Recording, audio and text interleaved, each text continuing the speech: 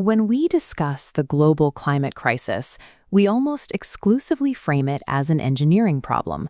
We look at carbon emissions, grid transition timelines, and budget allocations. But that framing leaves us with a glaring paradox. We have decades of precise quantitative data outlining exact environmental threats, yet modern complex societies actively resist implementing the necessary adaptations. This persistent gap between knowledge and action suggests the failure might not be in our technology, but in the internal mechanisms we use to process external threats. To truly understand why this catastrophic delay happens, we must examine what mid-century psychoanalysts defined as our social character. Social character is the shared psychological and emotional foundation of a society. It is the underlying matrix that dictates how a group responds to stress. When a society faces an existential threat but lacks deep communal solidarity, it does not adapt. It defaults to rigid authoritarian submission. The entire system locks up. When the emotional foundation of a society dissolves, ecological management becomes functionally secondary to the psychological collapse of the system. Erich Fromm was a Jewish German psychoanalyst and public intellectual who fled Nazi Germany for the United States. In his private life, Fromm rarely spoke about his personal trauma from the Holocaust. Instead, he channeled that experience into a life-own effort to diagnose the mechanisms of systemic human destructiveness. In the book Edge of Catastrophe, scholar Frie analyzes Fromm's correspondence to show how this intellectual grappling was an attempt to comprehend how an entire society could participate in its own moral and physical ruin. Fromm observed the physical destruction of cultural identity, like the burning of the Berlin synagogue. From those ashes, he built a framework to explain the exact psychological preconditions that enabled the rise of 1930s fascism. We are going to overlay Fromm's 1930s psychological models directly onto a modern bibliographic corpus of climate change and disaster resilience. This modern data literature focuses heavily on how socioeconomic vulnerabilities dictate human survival during disaster management. By mapping these two seemingly disparate fields against each other, we expose a series of surprising cognates. We find direct intellectual rhymes between mid-century psychoanalysis and 21st century climate data. This mapping identifies a factor absent from most climate models: the specific psychological cost of systemic delay. The psychological mechanisms of fear and alienation that catalyzed mid-century authoritarianism are the same systemic forces driving modern environmental paralysis. Looking at this dual-layer comparative grid, we map psychological variables on the left axis against socio-ecological variables on the right. Fromm focused heavily on modern alienation from life, defining it as a state of profound detachment from both community and the surrounding environment. Frie frames this alienation as a critique of modernity. It suggests our current societal structures actively manufacture this estrangement, keeping individuals isolated to maintain the status quo. When we cross-reference this psychological detachment with modern literature on ecosystem impacts and biodiversity loss, a symmetry appears between the two datasets.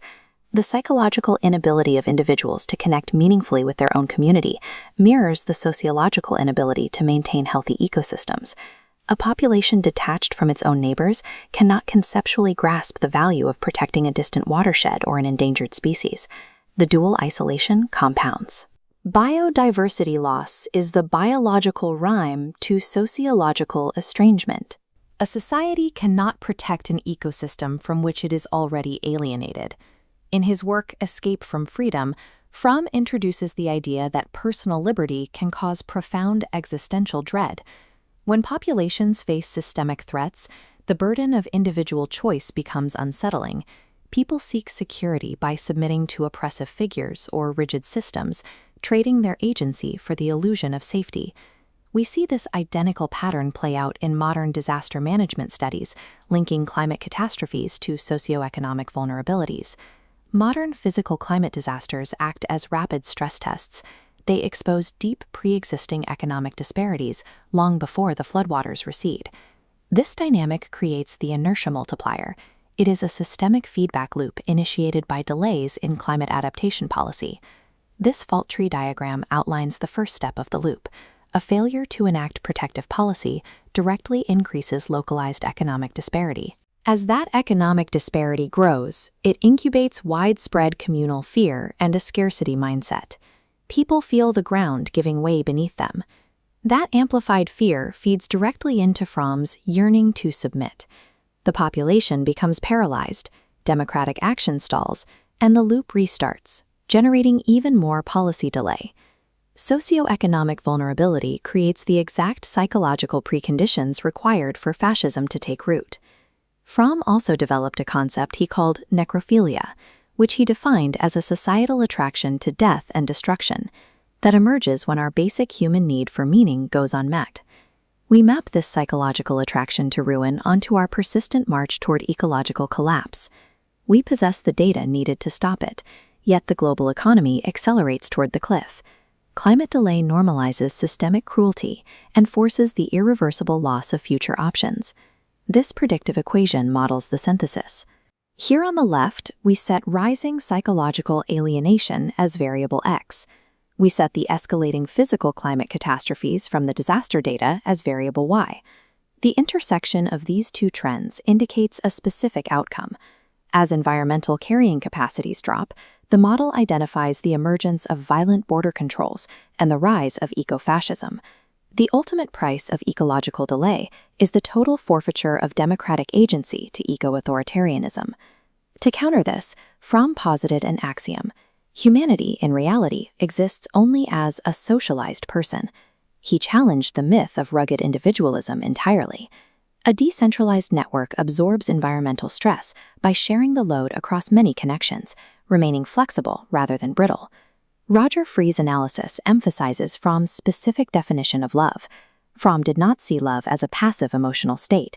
He defined it as a rigorous, active, participatory process of solidarity. We reframe this concept as technical love. It is a structural blueprint for civic infrastructure and systemic resilience. This psychoanalytic theory aligns with modern disaster literature on community preparedness.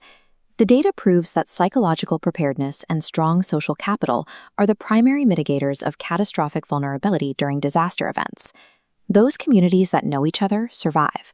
This active, structural community solidarity stands in direct opposition to the passive, fearful yearning to submit. We must actively dismantle systemic alienation and rebuild connection to survive the incoming environmental crises mapped in the data. The edge of catastrophe is a psychological state. To survive the physical climate crisis, we must engineer social solidarity as rigorously as we build physical seawalls.